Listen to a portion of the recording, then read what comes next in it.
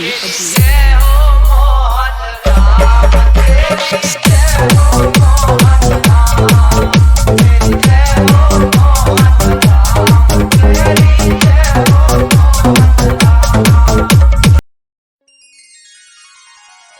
आप लोग कभी भिवाड़ी अलवर गए हैं?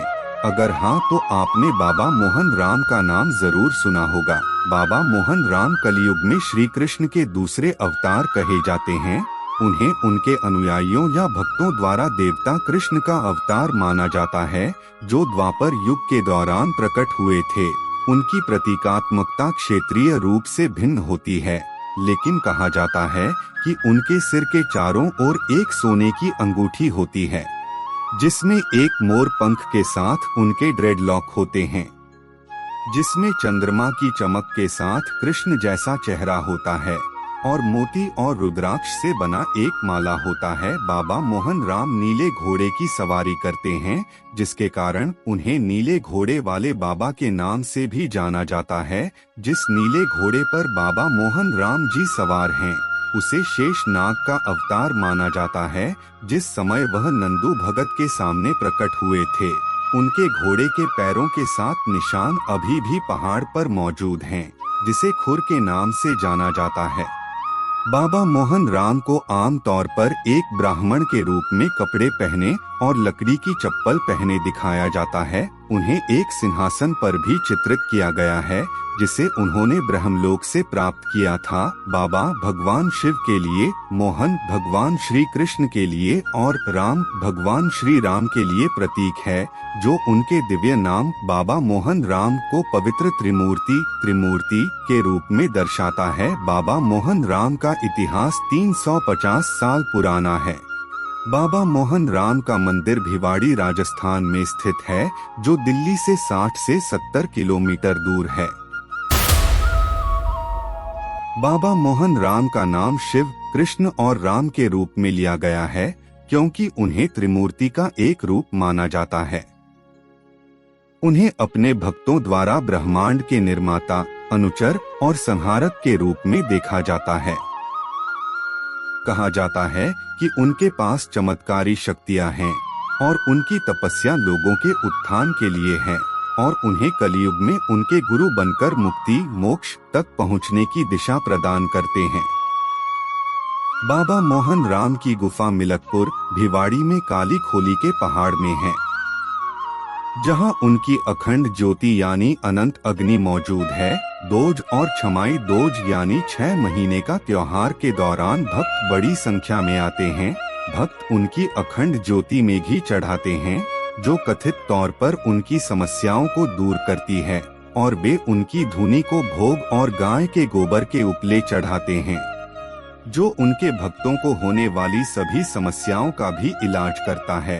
कहा जाता है कि मंदिर चमत्कारों और दैवीय शक्तियों से घिरा हुआ है, और जो लोग वहां सेवा करते हैं उन्हें लाभ होता है, जैसे कि मंदिर के फर्श पर झाड़ू लगाना, गरीबों को भोजन दान करना, पक्षियों को पानी पिलाना और जानवरों को खिलाना, विशेष रूप से गायों को खिलाना। ऐसा कहा जाता है कि बाबा मोहन राम जी ने अपने भक्तों को मिलकपुर गांव में अपने नाम पर एक मंदिर बनाने की आज्ञा दी, जहां उनके पहले भक्त नंदू जी रहते थे। आज से 350 साल पहले नंदू नाम का एक ब्राह्मण गाय चराने के लिए मिलकपुर गांव में जाता था। नंदू भगत श्री कृष्ण जी की पूजा करते थे। उनकी आस्था को देखने के लिए श्री कृष्ण ने उन्हें दर्शन देने की सोची। नंदू भगत रोज अपनी गायों को चराने जाते और एक अनजानी गाय रोज उनकी गायों के साथ आकर चरने लगती, और शाम को जब नंदू अपनी गायों को घर ले जाते तो वह गाय अपने रास्ते चली जाती।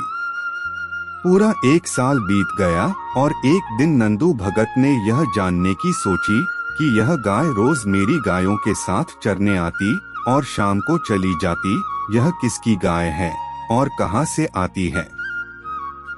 नंदू भगत गाय के पीछे यह देखने गए कि वह कहां से आई है। नंदू भगत गाय के पीछे चले गए तो नंदू भगत ने देखा कि गाय एक गुफा के अंदर चली जाती है। नंदू भगत भी गाय के पीछे पीछे गुफा के अंदर चले गए तो वहाँ कोई गाय नहीं थी। नंदू भगत को किसी ने नंदू के नाम से पुकारा। नंदू भगत जी गुफा के अंदर थोड़ा और चले गए और वहाँ देखा कि एक साधु तपस्या कर रहे हैं। साधु ने नंदू भगत को उनके नाम से पुकारा तो नंदू भगत जी सोच में पड़ गए कि ये बाबा मेरा नाम कैसे जानते हैं। तो नंदू भगत जी ने पूछा, महाराज आप कौन हैं और आप मेरा नाम कैसे जानते हैं? तो महाराज जी ने कहा, मैं त्रेता युग में श्री राम और द्वापर युग में श्री कृष्ण और अब कलयुग में बाबा मोहन राम के नाम से जाना जाऊंगा। और कहा कि तुम 1 साल से मेरी गाय की सेवा कर रहे हो, बदले में तुम्हें क्या चाहिए? नंदू भगत ने कहा, नहीं मुझे कुछ नहीं चाहिए, मैं आपसे मिल चुका हूँ, बस इतना ही काफी है। तब साधु बाबा मोहन राम ने कहा, नहीं तुम्हें कुछ लेना होगा, आज से तुम मेरे परम भक्त हो। और नंदू भगत को वचन दिया कि वह जीवों की सभी समस्याओं में उनकी सेवा करेंगे, वह अपने द्वारा बोले गए शब्दों को पूरा करेगा। यह आशीर्वाद उनकी आने वाली 7 पीढ़ियों के साथ भी रहेगा।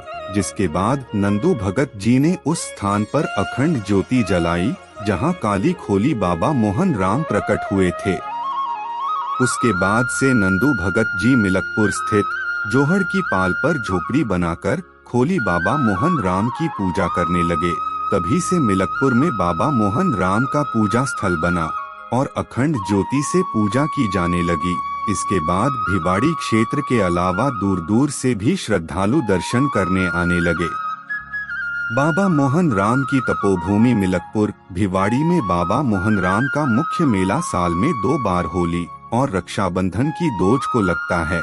इसके अलावा हर माह की दोज पर मेला लगता है, जिसमें बाबा की जोत के दर्शन करने के लिए यूपी, हरियाणा, दिल्ली और राजस्थान से श्रद्धालु आते हैं। मन्नत पूरी होने के बाद भक्त मिलकपुर से काली खोली तक लगभग 4 किलोमीटर की यात्रा करते हैं। अपने पेट के बल पर लेटते हुए मुख्य भवन में जाते हैं। दूसरी ओर भक्त आमतौर पर पैदल यात्रा करते हैं।